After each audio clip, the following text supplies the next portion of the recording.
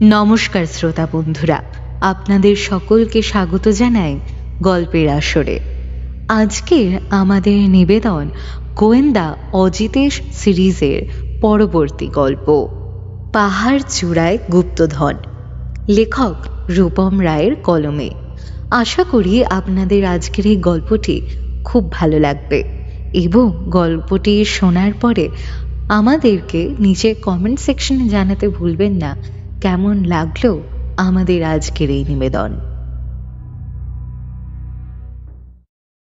জানুয়ারি মাসের এক তীব্র শীতের সকাল। কুয়াশা ঘেরা পাহাড়ের ঢালে ছোট্ট গ্রাম সিলারিগাঁও তখনও ঘুমে আচ্ছন্ন। এই গ্রামে লোকবসতি খুবই কম, আর পরিবেশ এতটাই নির্জন যে মানুষ ফিসফিস করে কথা বললেও তা যেন কোথাও দূর থেকে শোনা যায়। ঠিক এমন সময় হঠাৎ করেই জমিদার সুধাংশু রায়ের প্রাসাদ প্রমাণ বাড়ি থেকে ভেসে এলো এক আর্ত চিৎকার। বাড়ির লোক যখন সেই চিৎকার শুনে দৌড়ে গেল সুধাংশু রায়ের ঘরের দিকে, ততক্ষণে অনেক দেরি হয়ে গিয়েছে। কারণ সুধাংশু রায়, যার নাম সবাই ভয় আর শ্রদ্ধার সঙ্গে উচ্চারণ করে, তাকে পাওয়া গেল নিজের ঘরে গলা কাটা অবস্থায়। ঘরের দরজা ভেতর থেকে বন্ধ থাকবার কারণে সেটা ভেঙে প্রবেশ করতে হয় বাড়ির লোকজনকে। জানালাও ছিল বদ্ধ অবস্থায়, অথচ মেঝেতে রক্তের ছাপ স্পষ্ট। ছেঁড়া কাগজের টুকরো আর একটি অদ্ভুত পুরনো মানচিত্র পাওয়া গেল। আর ছেঁড়া কাগজটায় সোজা সরল ভাষায় লেখা ছিল, গুপ্তধনের লোভী অভিশাপের কারণ। বেশি কৌতূহল ভালো নয়। যে এই গুপ্তধনের সন্ধান করবে, অভিশাপ এইভাবেই তাকে গ্রাস করবে।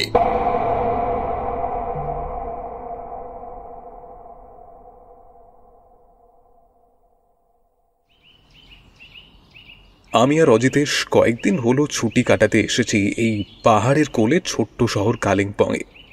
আমাদের উদ্দেশ্য নিতান্তই সাধারণ। কলকাতায় একটার পর একটা কেসের ঠেলায় অজিতেশ অতিষ্ঠ হয়ে শেষ অবধি বলে ওঠে, অমরজিৎ, বুঝলে ভাইয়া, এবার একটু ছুটি ভোগের দরকার আছে, বুঝলে?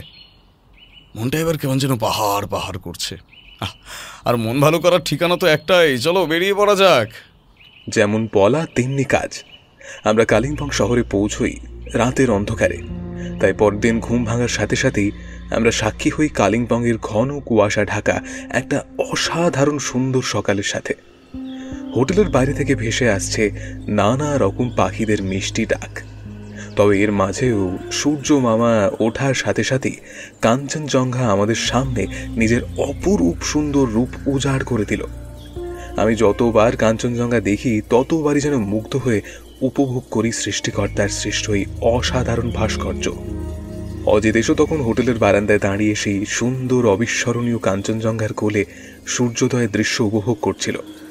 তবে কিছুক্ষণ পরই বেয়ারা আমাদের চা আর সেই দিনের খবরের কাগজটা ঘরে দিয়ে গেল।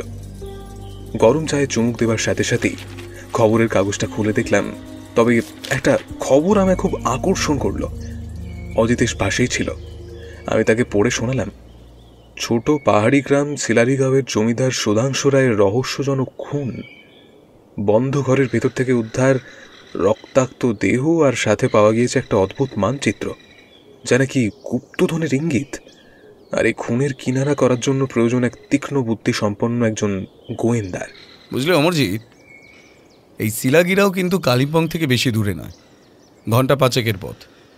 গুপ্তধনের খোঁজ, অভিশাপের গুজব, আরেকজন ধনী জমিদারের মৃত্যু। নিঃসন্দেহে ব্যাপারটা আকর্ষণীয়।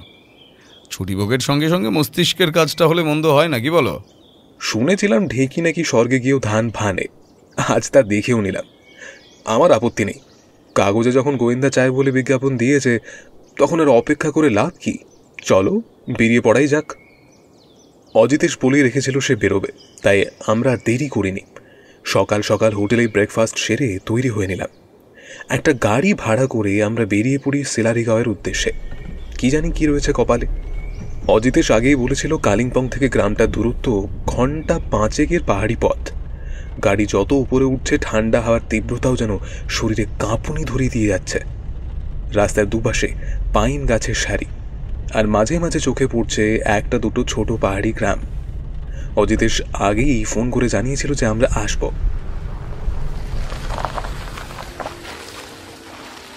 জমিদার বাড়ি পৌঁছে দেখি সেখানকার পরিবেশ বেশ ভারী। আর গাড়ি যখন পথ শেষ করে জমিদার বাড়ির গেটে এসে দাঁড়ায় তখন বুঝতে পারি বাড়িটা পাহাড়ের উপর এক চমৎকার জায়গায় অবস্থিত। বাড়ি বলে ভুল হবে, কারণ এটা যেন মস্ত এক পাহাড়ি ধাঁচে নির্মিত প্রাসাদ। বিশাল কাঠের দরজা, লোহার ফ্রেমের জানালা, আর বাইরে গেটে অবস্থান করছে দুটো পাথরের কাজ করা সিংহ মূর্তি। দারোয়ান গেট খুলে দেবার সাথে সাথেই আমরা দেখতে পেলাম একজন বয়স 30 জোয়ান লোককে। পরে জেনেছি তিনি হলেন মৃত জমিদারের ভাই দীপনারায়ণ রায়। তিনি আমাদের দেখে নমস্কার জানিয়ে অভ্যর্থনা জানালেন। অজিতেশ বাবু, আমাদের পরিবার আজ চরম বিপদে। দাদার এমন মৃত্যু মেনে নেওয়া যায় না। গ্রামের লোকেরা বলছে এটা নাকি অভিশাপ, কিন্তু আমি জানি গুপ্তধনের লোভই দাদার মৃত্যুর কারণ হতে পারে। অভিশাপ বলে কিছু হয় না দীপনারায়ণ বাবু। যে রহস্য যত বেশি ধোঁয়াশা তৈরি করে, মানুষ তখন তাকে লুকোনোর জন্য অভিশাপের নাম দেয়। আমি অন্তত সত্যান্বেষী হিসেবে এই সমস্ত জিনিসে বিশ্বাস করি না। সে যাই হোক, আমি একবার ঘটনাস্থল ঘুরে দেখতে চাই, যেখানে মৃত্যু ঘটেছে আপনার দাদার। অবশ্যই, আপনারা আমার সাথে আসুন। বাড়ির ভেতরে প্রবেশ করে দেখলাম চারিদিকে ছড়িয়ে রয়েছে দামি আসবাবপত্র আর বিলেতি ফুলদানি। বাড়ির প্রতিটা ঘরে ঝুলছে একটি করে ঝাড় লণ্ঠন। কিছু কিছু জায়গায় দেয়ালে হরিণের সিংহ যেন চোখে পড়ল। আপাত দৃষ্টিতে যা দেখলাম, বলা যায় এই জমিদার বাড়ির অবস্থা এখনো অবস্থাপন্ন। সিঁড়ি দিয়ে দোতলায় উঠে আমরা প্রবেশ করলাম একটা বড় ধরনের ঘরে। আর এটাই যে জমিদারের শোবার ঘর ছিল তার বলে দিতে হয় না। দরজার লক ভাঙা, অর্থাৎ মৃতদেহ উদ্ধার করা হয়েছে, দরজা ভেঙে আশা করা যায়। তবে খুনটা হলো কিভাবে? মেঝেতে এখনো লেগে রয়েছে রক্তের দাগ, আর একটি পুরনো মানচিত্রের টুকরো পাশের দেরাজের ওপর রাখা। অজিতেশ প্রথমেই গিয়ে সেটি হাতে তুলে নিয়ে ভালো করে দেখল। আমিও দেখলাম নকশাটা, আর এটাই সেই গুপ্তধনের নকশা, সেটা বলে দিতে হয় না। আচ্ছা দীপনারায়ণ বাবু, এই মানচিত্রের কোনায় একটা অদ্ভুত প্রতীক আছে, এটা কি কোনো মন্দিরের চিহ্ন? হ্যাঁ অজিতেশ বাবু, এটি একটি মন্দির। দাদা বহুবার সেখানে গিয়েছিলেন গুপ্তধনের সন্ধানে, তবে তিনি কিছু পেয়েছিলেন কিনা বলতে পারবো না। আর এই হুমকি চিঠিটা পড়েছিল মৃতদেহের পাশে, এই যে। বলে ভদ্রলোক পকেট থেকে বার করে আনলেন একটা দলা মোচা করা ভাঁজ করা একটি কাগজে, যেখানে লেখা, গুপ্তধনের লোভী গ্রাস করবে তার সন্ধানকারীকে। এই বাড়িতে আপনি ছাড়া আর কে কে থাকেন? আমি সবার সঙ্গে কথা বলতে চাই। বাড়িতে লোক বলতে দাদার স্ত্রী শ্রেয়া রায় এবং তার একমাত্র ছেলে সৌরভ রায় এবং দাদার সহকারী অজয় ঘোষ, আর সব সময় কাজের জন্য একজন চাকর আছে। এছাড়া ড্রাইভার আর গেটে দারোয়ানকে তো আপনারা দেখেইছেন। আমি সবাইকে এক এক করে ডেকে দিচ্ছি, সবাই আপনাকে এই তদন্তে সাহায্য করবে। আমরা সেই ঘর থেকে বেরিয়ে আসার সাথে সাথেই ঘরটা বন্ধ করে দেওয়া হলো। আমরা এবার বেরিয়ে গিয়ে বসলাম পাশের একটি ঘরে। প্রথমেই আমাদের সাথে দেখা করতে এলেন জমিদার বাবুর স্ত্রী। ভদ্রমহিলা এখনো তার স্বামীর মৃত্যু কাটিয়ে উঠতে পারেননি, তাই চোখ এখনো তার কান্নায় ভেজা। অজিতেশ প্রশ্ন করল, আপনার স্বামী অর্থাৎ সুধাংশু বাবু, তিনি কি আপনার সঙ্গে গুপ্তধন উদ্ধার নিয়ে কখনো কোনো কথা বলতেন? আর তার মৃত্যুর জন্য আপনি কাউকে সন্দেহ করেন কি? এমনিতে তো তিনি কারোর সাথে বেশি কথা বলতেন না, কিন্তু শেষের কটা দিন আমার স্বামী বলেছিলেন তিনি নাকি গুপ্তধনের খুব কাছে পৌঁছেছেন। আমি তাকে বারবার সতর্ক করেছিলাম, কিন্তু তার ওই গুপ্তধনের লোভই তাকে শেষ করলো। আর কে তাকে খুন করতে পারে অজিতেশ বাবু, বলুন তো? তিনি যে ঘরে রাতে কাজ করছিলেন সেটা তো বন্ধ ছিল। তার মানে আপনি বলছেন সেদিন রাতে সুধাংশু বাবু নিজের ঘরে কাজ করছিলেন অনেক রাত অবধি, আর আপনি তখন কোথায় ছিলেন? আমি আমার ছেলের ঘরে শুয়েছিলাম। ছেলে কলকাতায় বড় কলেজে পড়াশোনা করে। তার বাবার মৃত্যু সংবাদ পেয়ে ছুটে এসেছিল। ও এইসব খুনের সময় ছিল না, বা ও এইসবের কিছুই জানতো না। ঠিক আছে, আপনি এবার সেক্রেটারি অজয় ঘোষকে পাঠিয়ে দিন। ভদ্রমহিলা বেরিয়ে যেতেই বাইরে একটা কাশির শব্দ শুনতে পেলাম। আসতে পারি? হ্যাঁ অলোকবাবু আসুন। আচ্ছা, আপনার প্রথম প্রশ্ন হলো, আপনি এখানে কতদিন কাজ করছেন, আর জমিদারবাবুর মৃত্যুর জন্য আপনি কি কাউকে সন্দেহ করেন? গোয়েন্দাবাবু, সুধাংশু রায় তার জমিদার জীবনে অনেক শত্রু তৈরি করেছিলেন। গ্রামের অনেকেই তার প্রতি ক্ষুব্ধ ছিল। যে কেউই প্রতিশোধ নিতে তাকে খুন করতে পারে। আর আমি ওই কয়েক মাস হলো এখানে কাজ করছি। এর আগে যে কাজ করতো তার নাম অলোক সেন। তাকে জমিদারবাবু অন্য কাজে দরকার বলে আমায় এই কাজে বহাল করেছিলেন। আপনি ভুল করছেন অজয়বাবু, আমি গোয়েন্দা নই, আমি সত্যান্বেষী, আর সত্য অনুসন্ধানই আমার পেশা। সে যাই হোক, জমিদারবাবুর শত্রু হবার কারণ? ধনির যে শত্রু হবে তার আপনাকে নিশ্চয়ই বলে দিতে হবে না অজিতেশবাবু। প্রথম কথা, ব্যবসার জন্য আর টাকার জন্য অনেক সময় অনেকজনের সাথে তার মনোমালিন্য হয়, তাই খনিত প্রতিশোধ নিতেও অনেকেই করে থাকতে পারে। আর সন্দেহ যদি বলেন, আমি ওটা বলতে পারবো না, আমার এই বিষয়ে কোনো জ্ঞান নেই। আচ্ছা ঠিক আছে অজয়বাবু, আপনি এখন আসতে পারেন, তবে ভবিষ্যতে তদন্তের জন্য আবার আপনাকে ডাকা হতে পারে। ভদ্রলোক বাইরে বেরিয়ে যাবার সাথে সাথেই অজিতেশ চিন্তিত স্বরে বলল, প্রতিশোধ আর লোভ এই দুটো সাধারণত একসঙ্গে চলে, তবে এই খুনটা খুবই মাথা খাটিয়ে করা হয়েছে, তা বলে দিতে হয় না যদিও। আচ্ছা, আমাদের সময় নষ্ট করা যাবে না। এই মানচিত্র আমাদের রহস্যের পরবর্তী ধাপ দেখাবে। জমিদারবাবু গুপ্তধনের কতটা সন্ধান পেয়েছিলেন সেটা একবার খুঁটিয়ে দেখা দরকার। জমিদারের রহস্যময় খুন আর গুপ্তধনের মানচিত্রের সূত্র ধরে আমাদের পরবর্তী কাজ ছিল জমিদার সুধাংশু রায়ের শত্রু এবং তার জীবনের অজানা দিকগুলো খুঁজে বের করা। তাই পরের দিন সকালে দীপনারায়ণ রায়কে ওই ব্যাপারে জিজ্ঞেস করায় তিনি জানালেন, শত্রুর কথা যদি আপনি বলেন অজিতেশবাবু, রঞ্জন দত্ত আমাদের পরিবারের একসময়ের খুবই ঘনিষ্ঠ বন্ধু ছিলেন। দাদা আর রঞ্জন একসঙ্গে ব্যবসা শুরু করেছিলেন। তবে রঞ্জনের একটা দুর্বলতা ছিল, লোভ। একসময় রঞ্জন আমাদের ব্যবসার টাকা নিজের কাজে ব্যবহার করার চেষ্টা করে। দাদা বিষয়টি জানতে পেরে তার বিরুদ্ধে আইনি ব্যবস্থা নেন। ফলে রঞ্জন একদিকে ব্যবসা হারায় আর অন্যদিকে মান ইজ্জত শেষ হয়ে যায়। শোনা যায় সে মনের দুঃখে গ্রাম ছেড়ে চলে গিয়েছিল। অজিতেশ কথাটা শুনে গম্ভীরভাবে বলল, লোভ এবং অপমান দুই একজন মানুষকে ধ্বংসের কিনারায় পৌঁছে দিতে পারে, তবে এর সঙ্গে গুপ্তধনের মানচিত্রের কি সম্পর্ক? রঞ্জন কি ফিরে এসে প্রতিশোধ নেওয়ার চেষ্টা করছিল? এ ব্যাপারে আমি নিশ্চিত নই অজিতেশবাবু।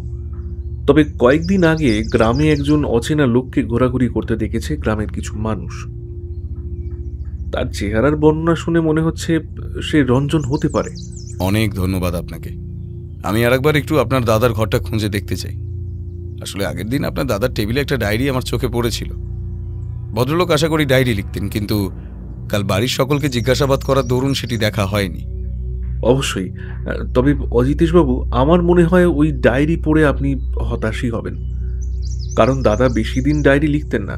হঠাৎ করেই যদি কোনো স্মরণীয় বা বিশেষ দিন তার জীবনে ঘটলে তিনি তখনই সেটা ডায়েরির পাতায় বন্দি করতেন। আর সবটাই সাধারণ ঘটনা। হতাশ হতে আমার কোনো অসুবিধাই নেই দীপনারায়ণবাবু।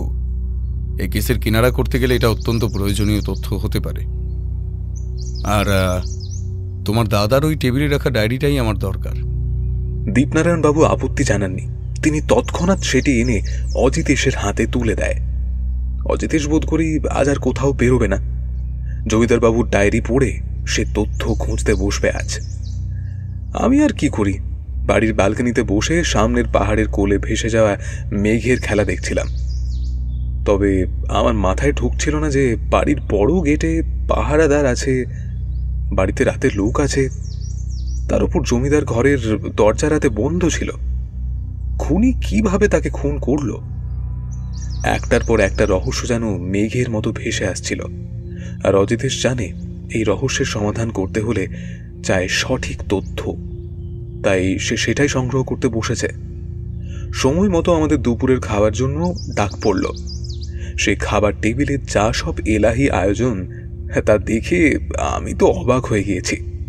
কারণ সামনে সাজানো রয়েছে গরম গরম ধোঁয়া ওঠা ভাত, তারপর মাছের মাথা দিয়ে বিউলির ডাল, শুক্তো, আরও 3 রকম ভাজা, কাতলা মাছের কালিয়া, চিংড়ি মালাইকারি, আর শেষ পাতে আছে খাসির মাংস আর মিষ্টি, চাটনি, পাঁপড়।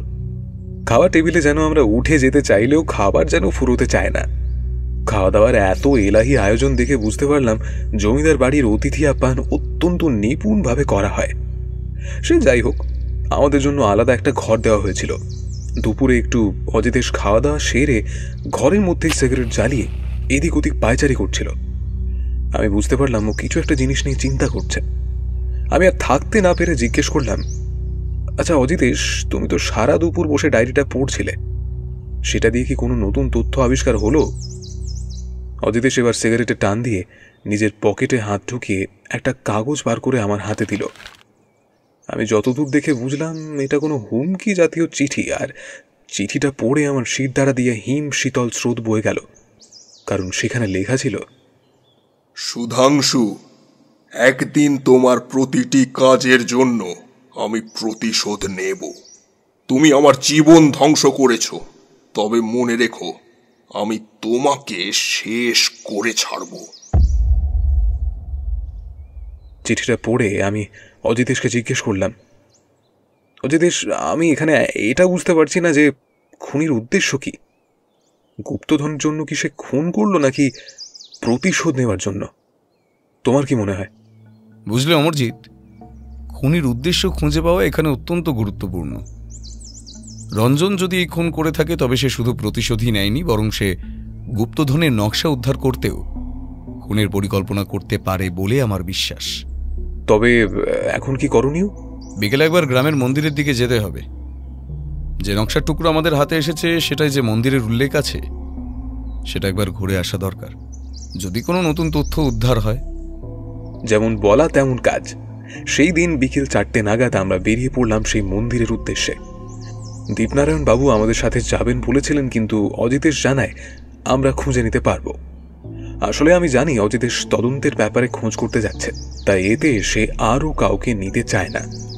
আমরা পাহাড়ি গ্রামের পথ ধরে মানুষজনকে জিজ্ঞেস করতে করতে এগিয়ে চললাম।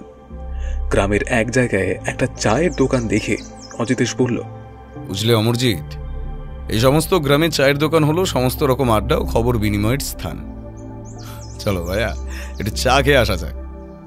দোকানে একজন বয়স্ক মানুষ বসেছিলেন। অজিতেশ ওনার কাছে 2 কাপ চা চেয়ে জিজ্ঞেস করল, আচ্ছা, তুমি এখানকার জমিদার বাবুর মৃত্যুর ব্যাপারে শুনেছ নিশ্চয়ই। তোমাদের কি মনে হয় কিভাবে ওনার মৃত্যু হয়েছে? আপনারা শহরের বাবু বলে মনে হচ্ছে, জমিদার বাবুর মৃত্যুর ব্যাপারে আমরাও জানি না, কিন্তু ওনাকে যে কোনো অভিশাপ মেরেছে তা আমরা বুঝতে পারি, কারণ উনি অনেক দিন ধরেই এই মন্দির ও মন্দিরের পাশের জঙ্গলে একা একা কিছু খুঁজছিলেন। হয়তো ওনার পেছন পেছন কোনো অপশক্তি ওনার বাড়ি পৌঁছে গেছিল, ওরাই ওনাকে মেরে দেয়। অজিতেশ কথাটা শুনে খালি হাসল, তারপর বলল, আচ্ছা কাকা, তুমি ওসব ছাড়ো। এখানে কি কয়েকদিন ধরে কোনো অদ্ভুত ও নতুন লোককে ঘোরাঘুরি করতে দেখেছো? হ্যাঁ, কয়েকদিন ধরে একটা পাগল ওই মন্দির আর তার আশেপাশে গ্রামে দেখা যাচ্ছে। আগে আমরা কোনোদিন পাগলটাকে দেখিনি। লোকটা যেন হঠাৎ করেই আসে আর উবে যায়। একদিন তো আমার দোকানে এসেও বসেছিল।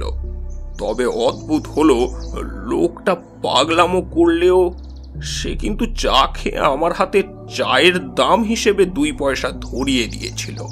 বড়ই অদ্ভুত ঘটনা। পাগল চা খেয়ে পয়সা দিচ্ছে, এটা তো কখনো শুনিনি। সে যাই হোক, গ্রামের মন্দিরটা কি সামনে কাকা? বৃদ্ধ ভদ্রলোকের বলার রাস্তা দিয়ে আমরা এগিয়ে যেতেই মন্দিরটা চোখে পড়ল আমাদের। এটা একটি মহাদেবের মন্দির, তবে আশা করি এখন বিকেল হয়ে যাওয়ার কারণে বন্ধ ছিল। কিন্তু মন্দিরের পাশে একটা ছোট কুঁড়ে ঘর জাতীয় ছোট পাহাড়ি ঘর থেকে বেরিয়ে এলেন একজন গেরুয়া বসন পরিহিত পুরোহিত। অজিতেশ তার দিকে এগিয়ে গিয়ে বলল, নমস্কার ঠাকুরমশাই, এটাই রায় জমিদারদের প্রতিষ্ঠা করা মন্দির, তাই তো? আর আমরা রায়বাড়ি থেকেই আসছি। আচ্ছা, আপনার থেকে কিছু তথ্য জানতে চাই, আশা করি আপনি আমাকে সাহায্য করবেন। জানি আমাকে সুধাংশু রায়ের মৃত্যুর কথাই জিজ্ঞেস করতে এসেছো তো? এসো, বসো মন্দিরে।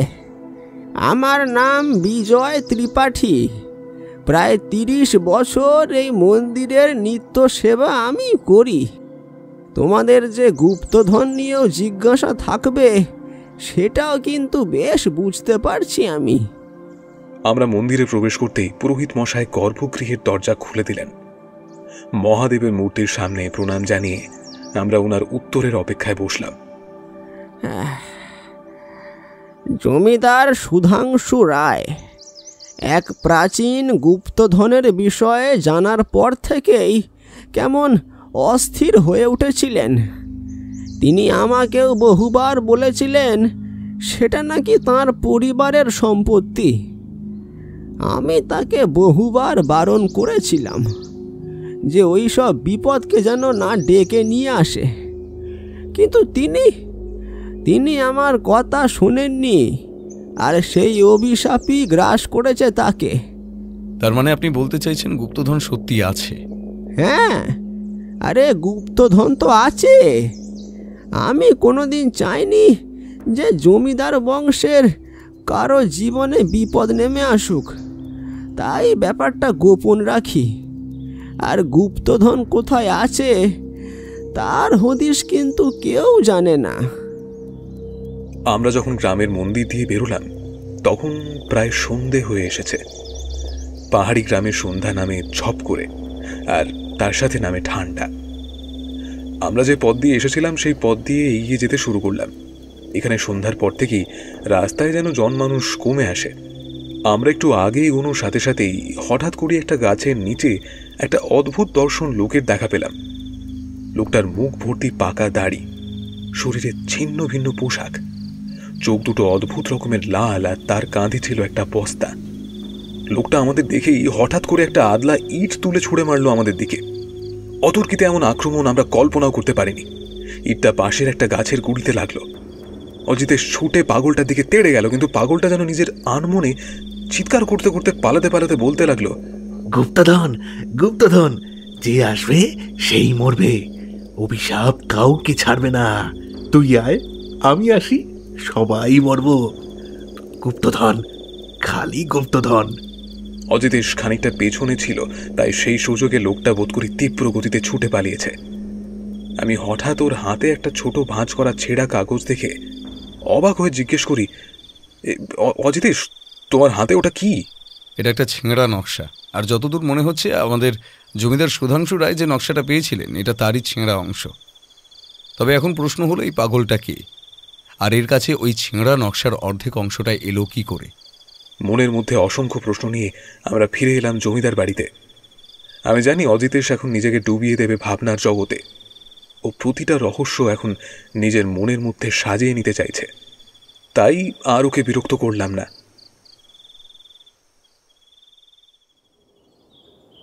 পরের দিন সকালে আমার ঘুমটা ভেঙেছিল বেশ বেলার দিকেই। সেই জন্যই আমি আর অজিতেশকে ঘরে দেখতে পেলাম না। বোধ করি সে হয়তো বেরিয়েছে তদন্তের ব্যাপারে নতুন কোনো তথ্য সংগ্রহ করতে। আমি তখন মনে মনে ভাবছিলাম এবার কি করা যায়। তাই আর দেরি না করে অজিতেশের লাল রঙের ডায়েরিটা খুলে দেখলাম। আমি জানি এটা খারাপ দেখায়, তবে আমার জন্য কৌতূহল সংবরণ করা অসম্ভব হয়ে পড়েছিল।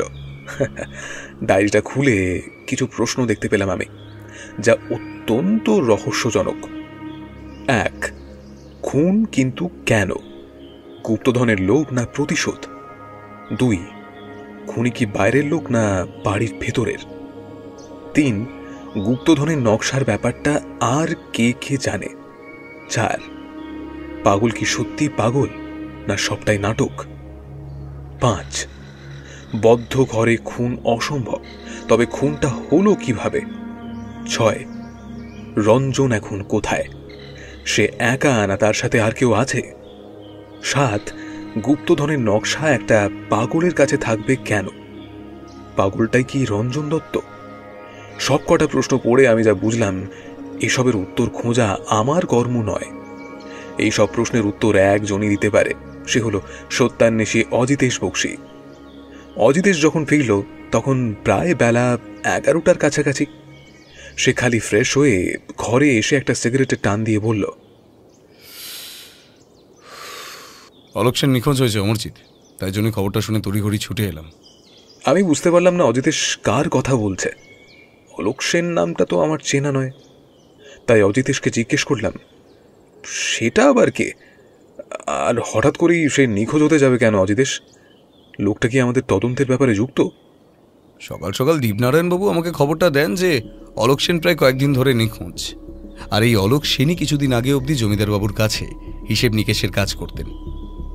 আমার মন বলে জমিদার মশাই অলোককে তার গুপ্তধন উদ্ধার করার সঙ্গী করেছিলেন, আর সে হয়তো এমন কিছু তথ্য জানত যা তার বিপদ ডেকে আনতে পারত।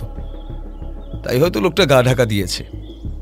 তবে আমি লোকাল থানায় গিয়েছিলাম কোনো অচেনা মৃতদেহ আবিষ্কার হয়েছে কিনা এই কয়েকদিনে। তবে তারা জানায় এমন কিছু খুনের ঘটনা আপাতত ঘটেনি এই কয়েকদিনে।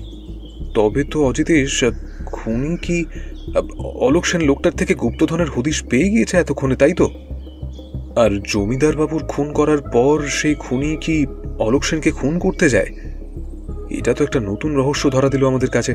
খুনি একজন নাকি দুইজন সেটা আমি জানি না, তবে এই অলোক সেন যদি খুন হয়ে থাকে তবে কিন্তু বুঝতে হবে এর পেছনে রয়েছে বিশাল বড় এক ষড়যন্ত্রের হাতছানি। এই রহস্যের সমাধান আমাকে করতেই হবে অমরজিৎ। অজিতেশ এবার নকশা দুটোর টুকরো একসাথে জোড়া লাগিয়ে টেবিলের ওপর রেখে গভীরভাবে পর্যবেক্ষণ করছিল। আমিও তার পাশে দাঁড়িয়ে দেখছিলাম, তবে সেটা কিছু উদ্ধার করতে পারলাম না। অগত্যা আর কৌতূহল চেপে না বসে প্রশ্নটা করেই ফেললাম, আচ্ছা অজিতেশ, এই মানচিত্রের খণ্ডাংশকে কোনো নির্দিষ্ট জায়গার দিকে নির্দেশ করে? আর এটা কি সত্যিই কোনো গুপ্তধনের নকশা? আমার তো এটাকে খালি পুরনো দিনের এই অঞ্চলের ম্যাপের মতো দেখতে লাগছে। আমার কথা শুনে অজিতেশ অত্যন্ত উত্তেজিত হয়ে বলল, কি বললে তুমি অমরজিৎ? এই ব্যাপারটা তো আমার মাথায় আসেনি। হতেই পারে যে এই নকশা কোনো গুপ্তধনের নয়, এটা আসলে একটা ফাঁদ। আর সব থেকে বড় কথা, আমরা কিন্তু জানি না যে জমিদার বাবু এই নকশার টুকরোটা কোথা থেকে পেয়েছিলেন। একদম সঠিক কথা অমরজিৎ। তবে কয়েকটা প্রশ্ন এখনো থেকেই গেল, বুঝলে। প্রথম, যদি ধরি রঞ্জনই খুনটা করে থাকে তবে তার সম্ভাবনা কতটা? আর রঞ্জন যদি পাগল সেজে ঘুরে বেড়াতো গ্রামে, তবে জমিদারকে মেরে ফেলার পর তো তার প্রতিশোধ পূরণ হয়ে গিয়েছিল। তারপরেও কেন সে পাগলের বেশে থাকবে? আর যদি ধরো এই নকশাটা সত্যি গুপ্তধনের হয়, তবে সেটার সম্ভাবনাও উড়িয়ে দেওয়া যায় না, কারণ মানচিত্রে দেওয়া প্রতীকগুলো সাংকেতিক, এগুলোকে মেলাতে হবে। তবে এই কাজটি কিন্তু সহজ নয়। মানচিত্র সম্পূর্ণ না হলে সঠিক জায়গা বের করা অসম্ভব। যদি গুপ্তধন থেকে থাকে সেটা উদ্ধার আমাকেই করতে হবে। তবে এখন আমাদের করণীয় কি অজিতেশ? আমার মন বলছে ওই পাগলটা অনেক কিছু জানে, ওকে ধরতে হবে, বুঝলে। কিন্তু দিনের বেলা তাকে ধরা অসম্ভব। আচ্ছা অমরজিৎ, গ্রামের লোকের আমাদের কি বলেছিল? পাগলটাকে কোথায় ঘোরাফেরা করতে দেখা যেত বলতো? যতদূর মনে পড়ে গ্রামের পুরনো শ্মশানে বলেছিল। তার মানে আমরা কি শ্মশানের দিকে যাব নাকি অজিতেশ? আমি দেখলাম অজিতেশের মুখে খেলা করছে একটা অদ্ভুত রকমের হাসি। তার মানে যে কি সেটা আমাকে আর বলে দিতে হবে না।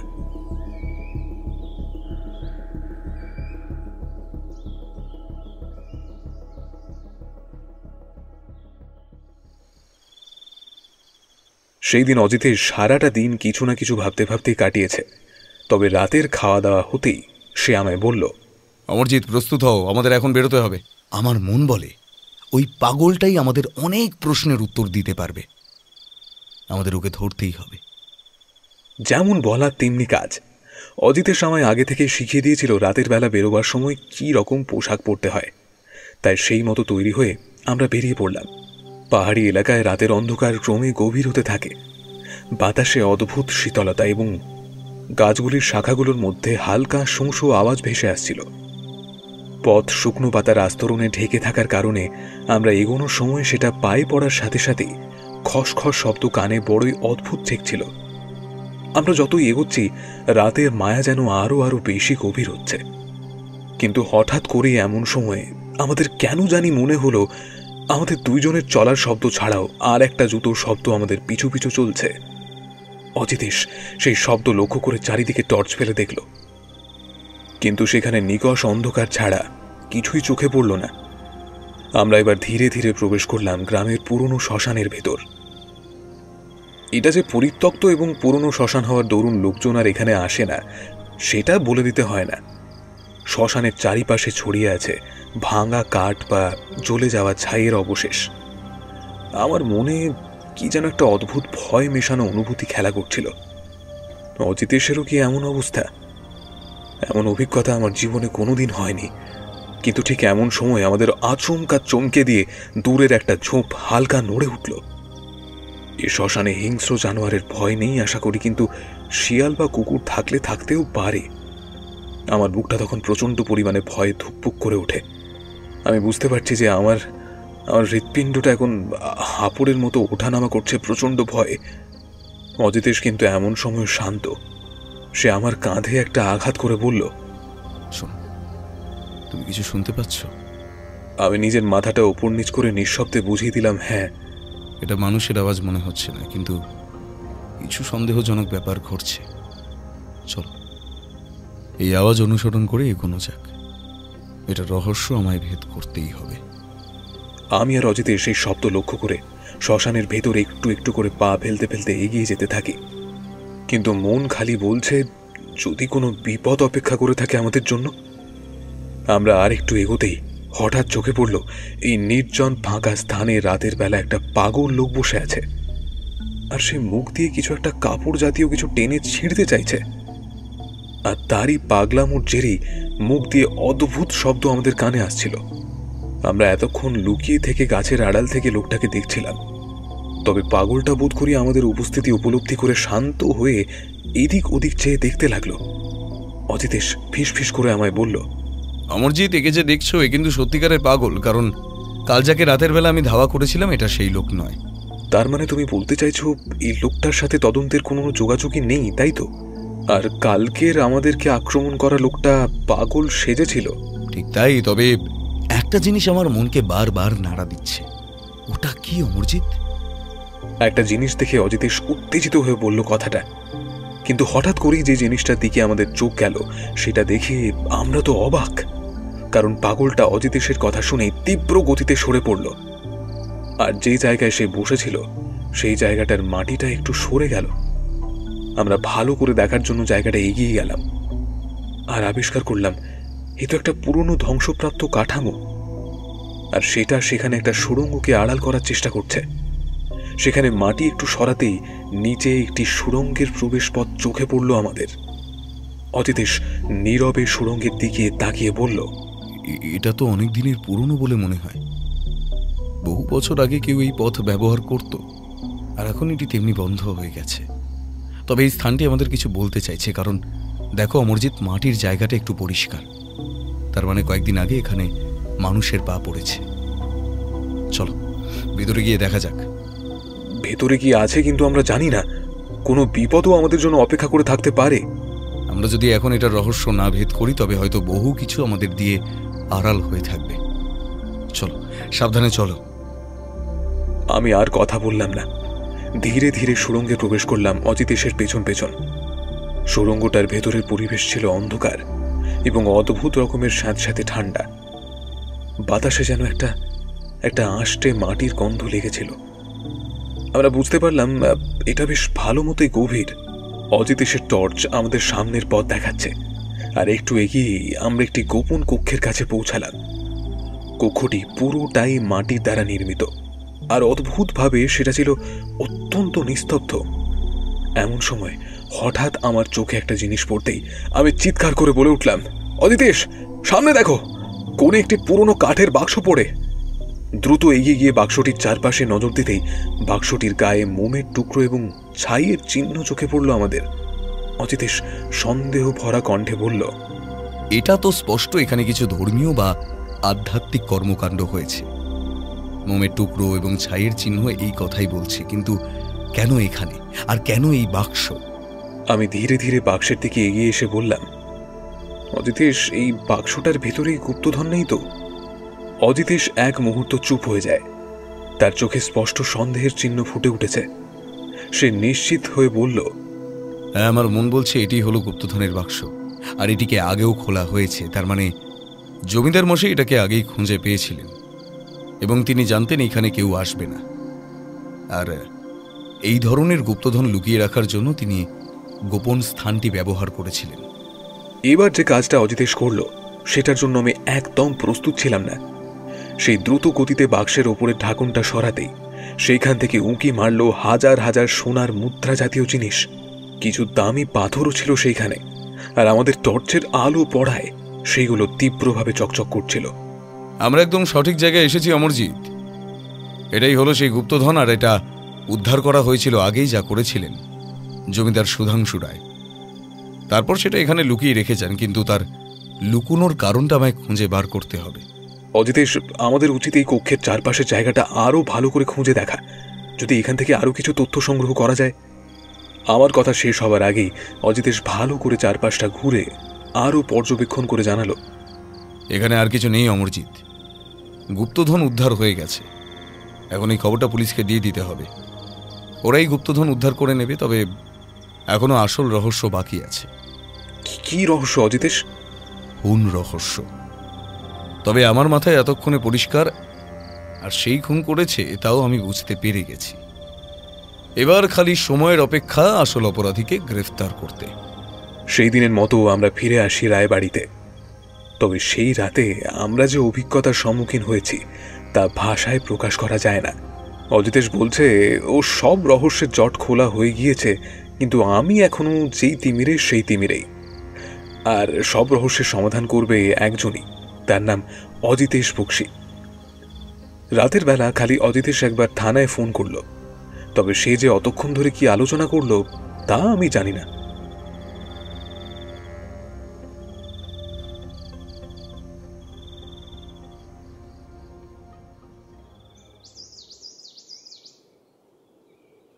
পরের দিন সকালে যখন ঘুম ভাঙল তখন প্রায় 8টা হবে।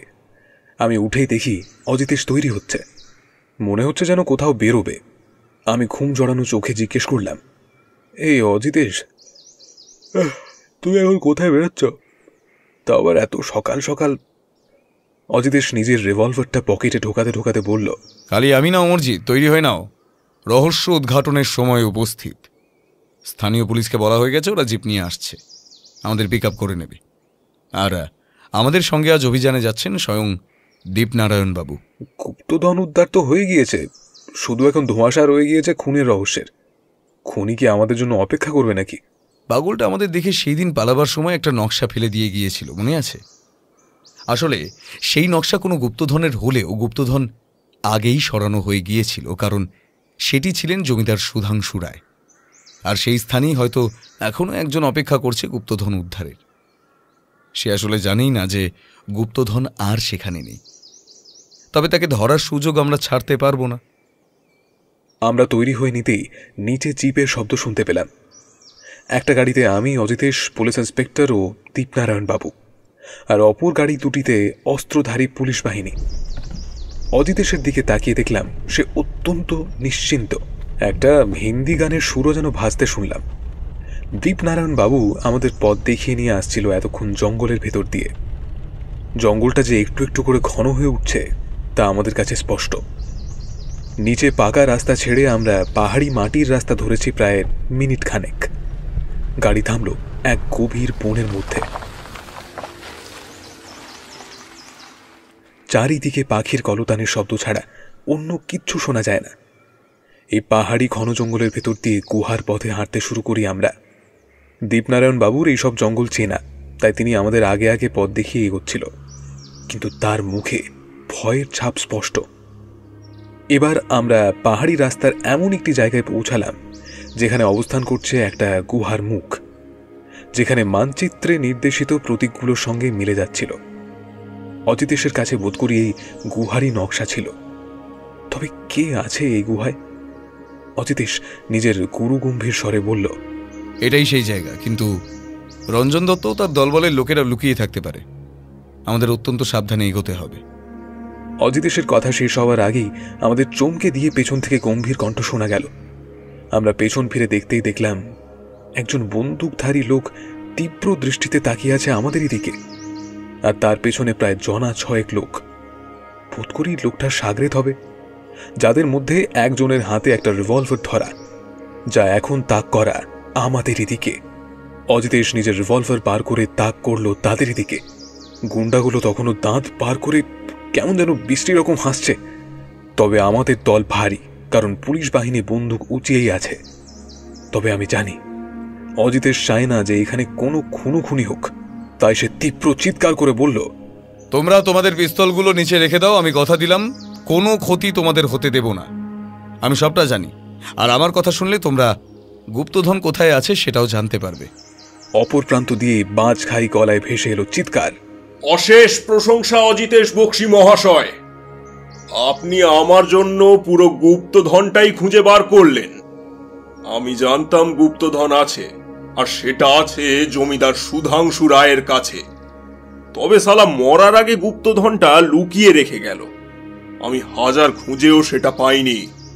এই গুপ্তধনের হদিশ পাওয়ার জন্য আমি এই গুহার কাছে রাত দিন খুঁজেছি, কিন্তু এখন আমার ওই গুপ্তধনটা পুরোটাই চাই।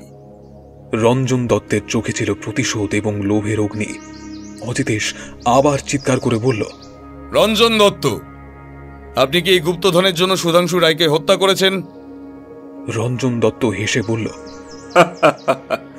সুধাংশু আমার জীবন ধ্বংস করেছে, আমার পরিবারকে পথে বসিয়েছে। আজ এই গুপ্তধনের মালিকানা হবে আমার, শুধুই আমার। কথাটা শেষ হওয়ার আগেই ঘটে গেল একটা অদ্ভুত ঘটনা, যার জন্য আমরা প্রস্তুত ছিলাম না। রঞ্জন লোকটার বোধ করি কথা বলার সময় একটু মনোযোগ অন্যদিকে গিয়েছিল। ঠিক সেই সুযোগকে কাজে লাগিয়ে অজিতেশ তাক করে গুলি ছুড়ে দিল অপর বন্দুকধারী লোকটার পায়ের দিকে, আর অজিতেশের টিপ অব্যর্থ। লোকটা তখন তীব্র যন্ত্রণায় ছটফট করছে মাটিতে পড়ে। অজিতেশ চিৎকার করে বলল, সবাই পাথরের পেছনে লুকাও, সেখানে ওরা আমাদের দেখতে পাবে না। কিন্তু হঠাৎ আবার গুলির শব্দ শুনতে পেলাম আমরা, আর সেটা বেরিয়েছে রঞ্জন দত্তের বন্দুক থেকে। আর সেই গুলিটা লক্ষ্যভ্রষ্ট হয়ে গিয়ে লাগলো অপর একটি পাথরের গায়ে। পরপর একটা দুটো করে 5টা গুলি করলো রঞ্জন দত্ত আমাদের তাক করে। হয়তো সে প্রতিশোধের আগুনে পাগল হয়ে গিয়েছে। কিন্তু সেই সুযোগেই আমাদের পুলিশ ইন্সপেক্টর সহায়বাবু পেছনের জঙ্গলের দিক থেকে ঘুরে গিয়ে দাঁড়ায় রঞ্জন দত্তের পেছনে। রঞ্জন তখন এলো পাথারি গুলি ছুটতে ব্যস্ত, কিন্তু কখন যে তার বন্দুক ফাঁকা হয়ে গিয়েছে সে জানে না। বাকি পুলিশ দল এবার বন্দুক উঁচিয়ে তীব্র গতিতে ছুটে গেল লোকগুলোর দিকে। তখন যে যেদিকে পেরেছে ছুটে পালিয়েছে। আমাদের হাতে গ্রেপ্তার হয় রঞ্জন দত্ত ও তার দলের 3 জন লোক। যে লোকটার পায়ে গুলি লেগেছিল তাকে তৎক্ষণাৎ স্থানীয় হাসপাতালে পাঠানোর ব্যবস্থা করা হয়।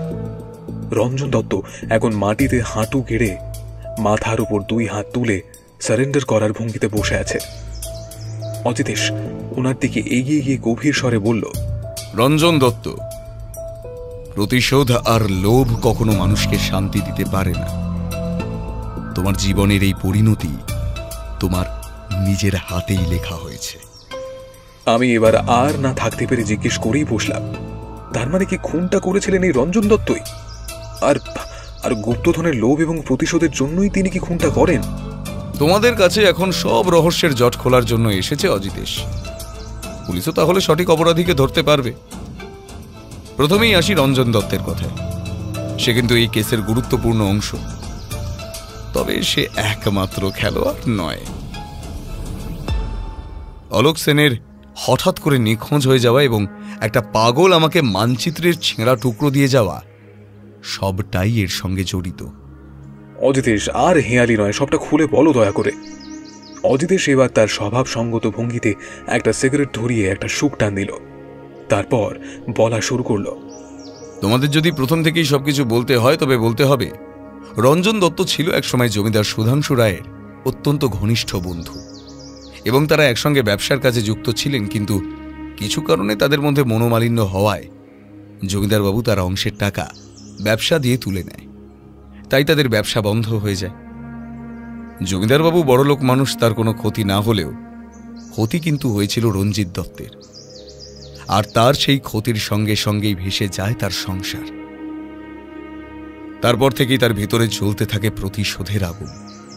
সে যে কোনো উপায় হোক জমিদার সুধাংশু রায়ের থেকে বদলা নিতে চেয়েছিল, কিন্তু কিছুদিনের মধ্যেই জমিদারবাবু জানতে পারেন তাদের পারিবারিক লুকানো গুপ্তধনের কথা। আর এইখানেই আগমন হয় এক তৃতীয় ব্যক্তি, যার সেই গুপ্তধনের প্রতি লোভ ছিল প্রচুর। সে এমনভাবে এই ঘটনায় জড়িত যে কোনোভাবেই তার হাতে গুপ্তধন আসত না। জমিদারবাবু কিন্তু তাকে প্রচণ্ড স্নেহ করতেই তাই গুপ্তধন পাওয়ার খবরটা তিনি তার ভাই দীপনারায়ণ বাবুকে জানান। কি তাই তো? আমি ঠিক বলছি তো দীপনারায়ণ বাবু? দীপনারায়ণ বাবু এতক্ষণ অজিতেশের কথা মন দিয়ে শুনছিল। এবার সে বলে উঠল, এইসব আপনি কি বলছেন অজিতেশ বাবু? আপনার কাছে কোনো প্রমাণ আছে? প্রমাণ তো জলজান্ত আপনার আমার সামনে বসে রয়েছে। রঞ্জিত এখনো মুখ খোলেননি, তাই আপনি দাঁড়িয়ে আছেন আমার সামনে। আপনি রঞ্জিত দত্তের সঙ্গে হাত মিলিয়ে খুন করেন আপনার দাদাকে, ঠিক তো? আমি খুনের স্থান দেখেই বুঝতে পেরেছিলাম এই খুন বাইরের লোকের হতেই পারে না। এখন আমি 100% নিশ্চিত যে খুনটা আপনি করেন নিজের দাদাকে, তাও আবার গুপ্তধনের লোভে। কিন্তু এখানে একজনের কথা আমরা ভুলে যাচ্ছি, সে হলো অলোক সেন। লোকটা জমিদার বাবুকে মন দিয়ে ভালোবাসত। কোনোভাবে সে বুঝতে পেরে যায় রঞ্জিত তার মালিকের বিরুদ্ধে ষড়যন্ত্র করছে, তাই সে জমিদার বাবুকে সাবধান করে। কিন্তু জমিদার বাবু জানতেন না যে শত্রু তার ঘরেই, তাই তিনি অত্যন্ত গোপনে গুপ্তধন লুকিয়ে রাখেন গ্রামের একটি পুরনো শ্মশানে। গুপ্তধন যে কোথায় লুকোনো ছিল তা কেউ জানত না, রঞ্জিত দত্তও নয় আর দীপনারায়ণ বাবুও নয়। শুধু জানত একজন, তার নাম অলোক সেন। আর সে যখন দেখল জমিদার বাবুর মৃত্যুর পর লোকগুলো তার উপর হামলা করতে পারে, সে ছদ্মবেশ ধারণ করে, এক পাগলের ছদ্মবেশ। আর ওই পাগলের ছদ্মবেশে ঘুরে ঘুরে বেড়াতে পুরো গ্রাম আর পাহারা দিত সুধাংশু রায়ের লুকোনো গুপ্তধনের। তাই কাল রাতে যখন সে দেখল আমি গুপ্তধনের সন্ধান করতে এসেছি, তাই সে গুপ্তধনের হদিশ আমাদের কাছে দিয়ে যায়। আর সে পাগলের ছদ্মবেশে এদিক ওদিক ঘোরার কারণে জানত যে রঞ্জিতের লোকেরা এই গুহায় আসত গুপ্তধনের খোঁজ করতে। আর তার সাহায্যেই আমি উদ্ধার করি এই গুপ্তধন এবং কিনারা করি এই খুনের। আমার কাজ এখানেই শেষ। গুপ্তধনের সঠিক জায়গা সরকারের ঘর, আর দোষীদের সঠিক জায়গা শ্রীঘর। দুটো ব্যবস্থা পুলিশ ইন্সপেক্টর সহায় করবেন। আমাদের এবারের মতো ছুটি ভোগ এখানেই শেষ। কাল কলকাতায় ফিরতে হবে। পরের দিন সকালে আমরা যখন হাওড়াগামী ট্রেনে চড়ে ফিরছি, তখন একটা খুব গুরুত্বপূর্ণ কথা অজিতেশ বলেছিল আমাকে। বুঝলে অমরজিৎ, লোভ আর প্রতিহিংসা মানুষকে শুধু ধ্বংস করে। দীপনারায়ণ এটা বুঝতে পারল না। গুপ্তধনের চেয়ে গুরুত্বপূর্ণ হলো সততা আর নৈতিকতা, এবং তার উপর হলো পরিবার। যারা সেটা বুঝতে ব্যর্থ হয় তাদের শেষ পরিণতি এইরকমই হয়। আমরা বাড়ি ফিরে আসার প্রায় 3-4 দিন পর একটা চিঠি আসে আমাদের কলকাতার বাড়ির ঠিকানায়। সেখানে ছিল একটা মোটা অঙ্কের টাকা গুপ্তধন উদ্ধার করে দেওয়ার জন্য এবং সরকারের তরফ থেকে একটি ধন্যবাদপত্র। তবে আমি জানি অজিতেশ বক্সির সত্যের অনুসন্ধান এখানেই থামবে না। আরও অনেক রহস্য, রোমাঞ্চকর ঘটনা অপেক্ষা করে আছে আমাদেরই জন্য।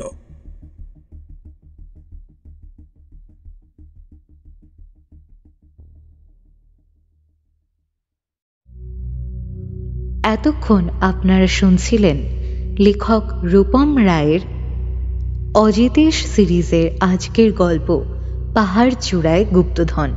তাহলে কেমন লাগলো আপনাদের আমাদের আজকের এই নিবেদন? কমেন্টে জানাতে ভুলবেন না কিন্তু। আর প্রতি সপ্তাহে এরকম অসাধারণ সব গল্প শুনতে হলে চ্যানেলটিকে সাবস্ক্রাইব করে আমাদের পাশে থাকতেও ভুলবেন না। অসংখ্য ধন্যবাদ।